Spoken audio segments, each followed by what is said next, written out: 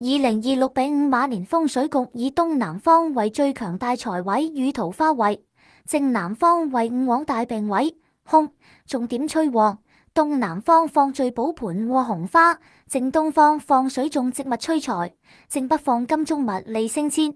東北方4、6文昌位適合擺放富貴竹，病位正南方而正，忌動土，可放置同風靈化解。2026年吉位，重點催旺。東南方九子當旺貴人星，財運與喜慶兼備，宜擺紫水晶球、聚寶盤、紅花或暖光燈具。桃花方面，可放4盆植物配19支紅花，助姻緣與懷孕。正東方八白左輔財星，歲飛當令，形為財位，適合放流水擺設、黃水晶、紫水晶洞或一杯水催財。正北方六白武曲位，利升遷與偏財，適合放8粒白色石頭、一杯水或同財神像、貔貅。東北方4、6文昌星，學業與文職提升關鍵，可放4支直身富貴竹、文殊菩薩星輝塔或綠色地毯。2026年凶位，宜靜不宜動。正南方午往大病位，最凶方位，